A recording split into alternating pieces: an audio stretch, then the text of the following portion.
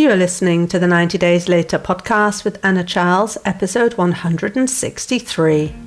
Welcome to the 90 Days Later podcast, where I show you how life with less alcohol is more fun than you think. I work with high achievers who struggle to drink a glass of wine without it turning into 2 bottles.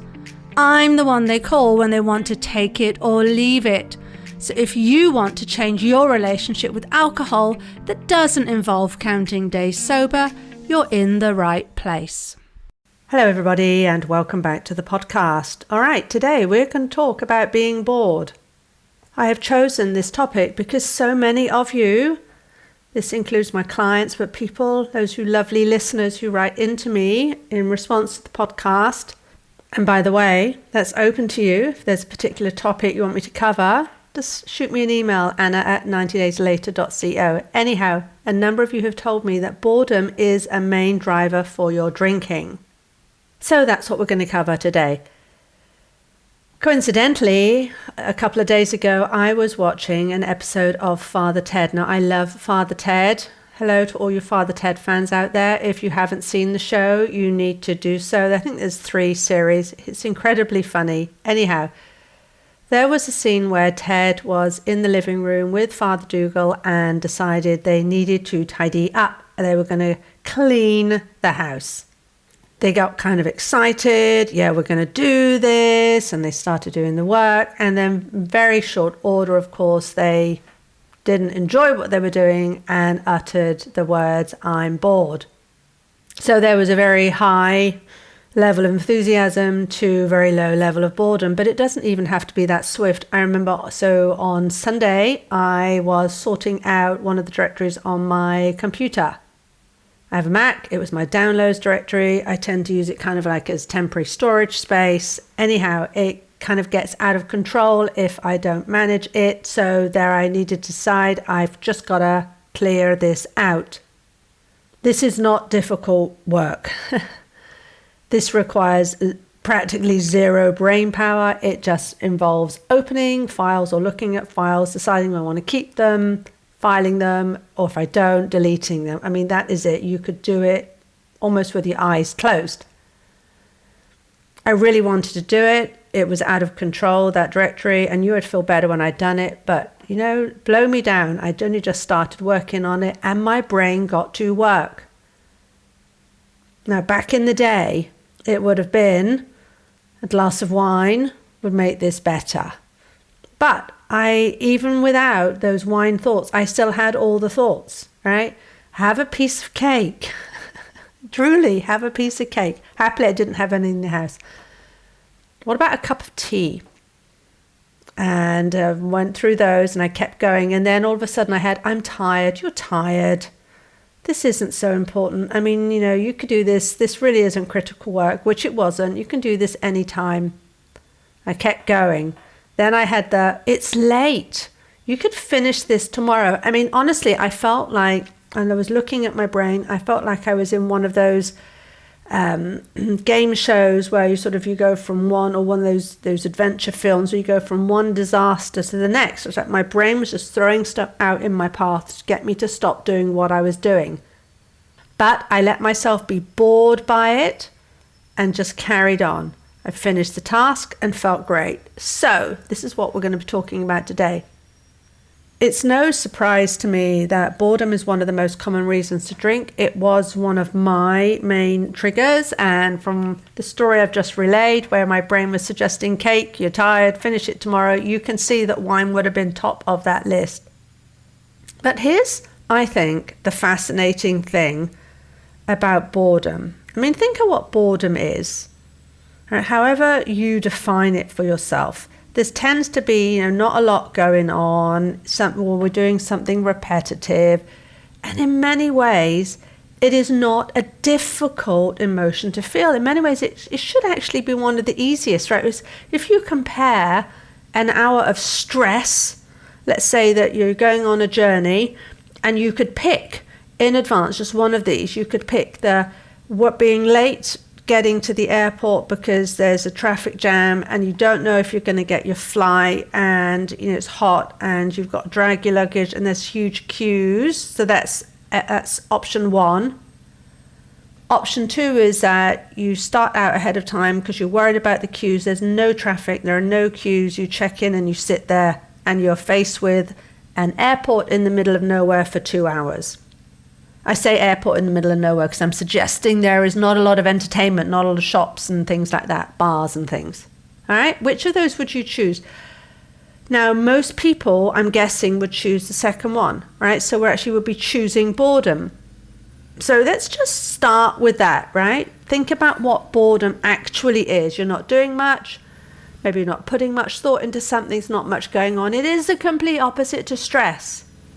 And yet, we say boredom is such a bad thing.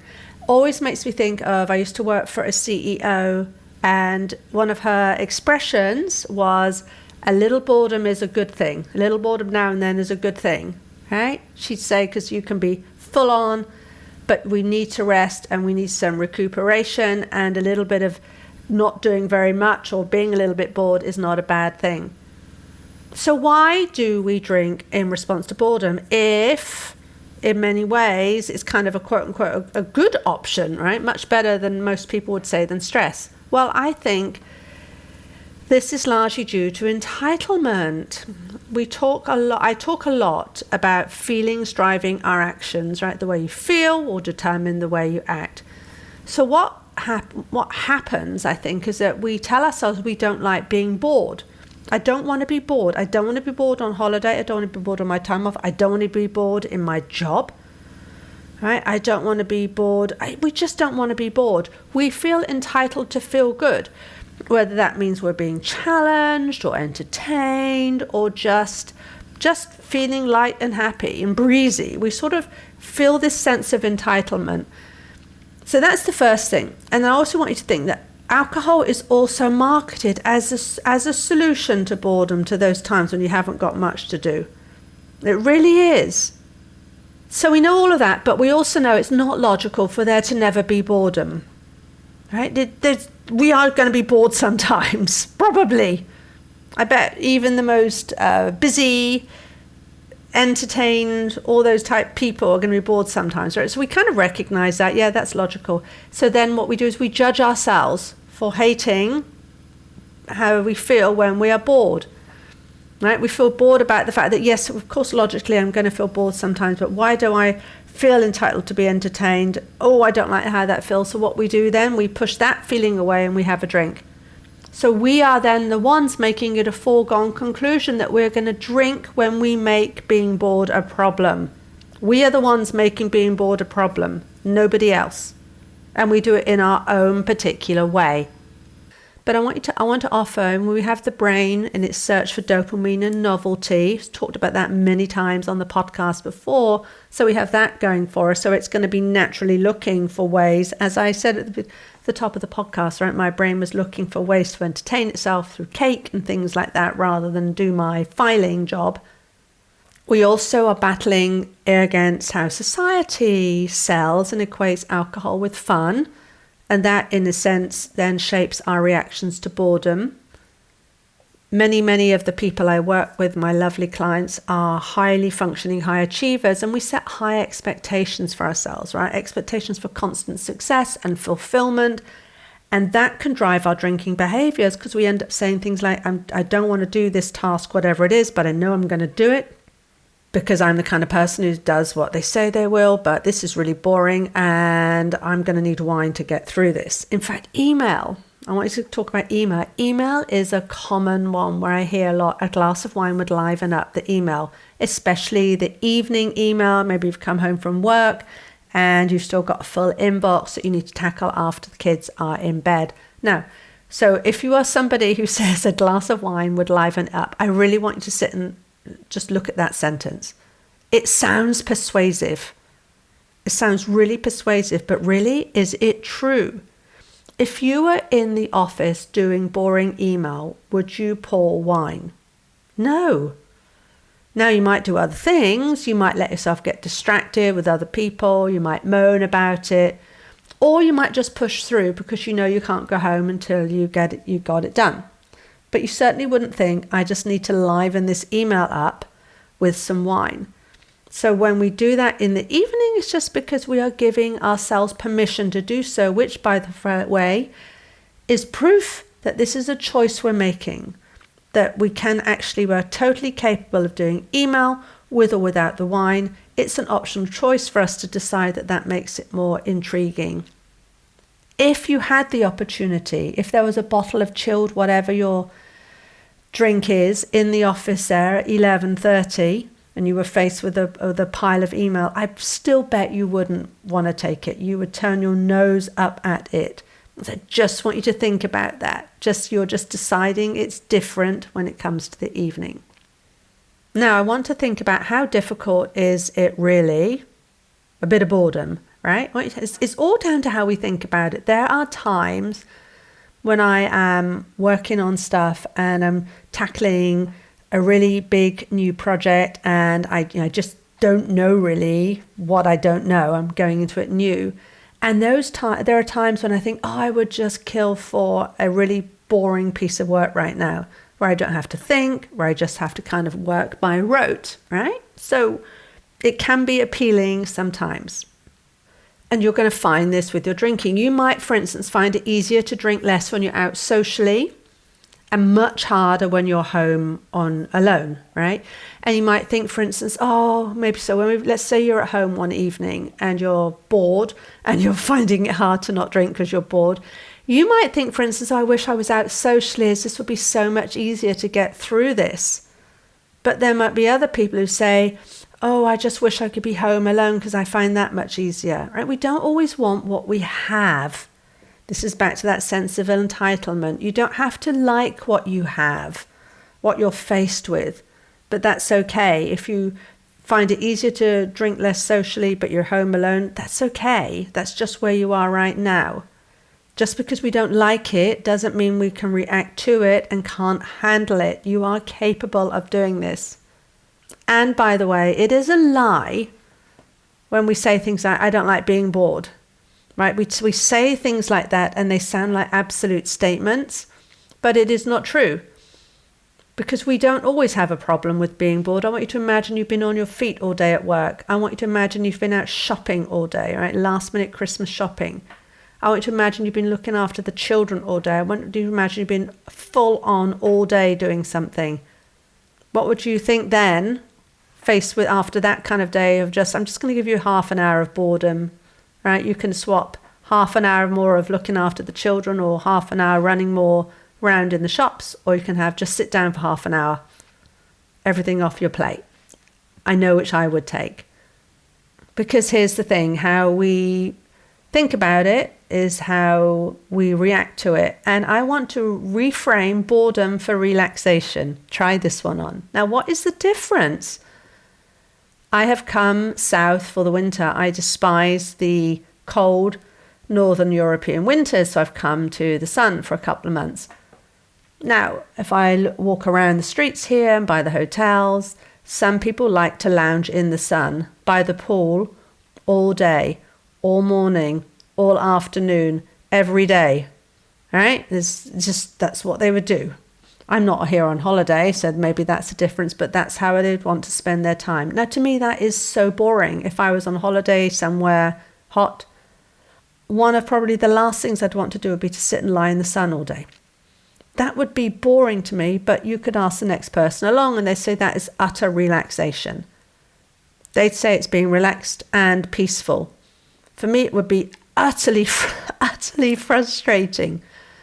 It's just how we see it. now you might smile at this one. All right, letting some of myself out here. I love ordering cupboards and drawers. I know, it's probably a secret I should keep hidden. You know that film, Sleeping with the Enemy, where the husband, he comes back to the house and he always turns all the jars round with the labels facing the right way? That's me. I like all the labels facing the right way. It is totally relaxing. If I had an afternoon of turning labels round in a cupboard, I would love that. Now, some would say, Anna, that is utter boredom. I mean, boring. I can't imagine doing that. But for me, it would be totally relaxing, right? So it's just how we reframe it. So I want you to reframe, or at least I want you to start by looking at how you view boredom, and if you do make it a problem, how could you reframe it in a way that serves you, in a way that therefore wouldn't have you needing to feel that you've got to liven things up with a glass of wine. This is just one small example of the kind of work I do, where we're looking at our feelings. And if there's no feeling we're not willing to feel, there's nothing you're not willing to do. We all know that if we don't crack, as people say, and have the wine at the evening, we'll feel better in the morning. But I'm offering we can also feel good in that moment while we are not having the drink. This is all about how we set ourselves up for success. So there we go. Some thoughts on being bored and some thoughts on how you can take this and run with it and know that you have the capability to change, transform your relationship with alcohol. If you're doing dry January, or if you're stumbling through dry January, if you're hating dry January, if you're thinking, I really want to do dry January, I am running a dry January with a difference program. It is not too late to join. I'm releasing content each week. We've had our first live coaching call. We have one more scheduled for the 23rd of January. You are not too late. I don't care even if you're starting dry January today on the 14th. Totally fine by me. You can sign up for this program through a link in the show notes or contact Anna at 90dayslater.co, and I would love for you to join. All right, that's it for now, and I will see you next week. If you like what you're learning in the podcast and you want to take the work further and achieve total freedom around alcohol, let's talk. I help my clients stop reaching for that first 6 p.m. rolls around and they don't miss out on life. Email me for more information on anna@90dayslater.co. And if you did enjoy the show, I'd really appreciate if you'd leave a rating and review to help others find the 90 Days Later podcast.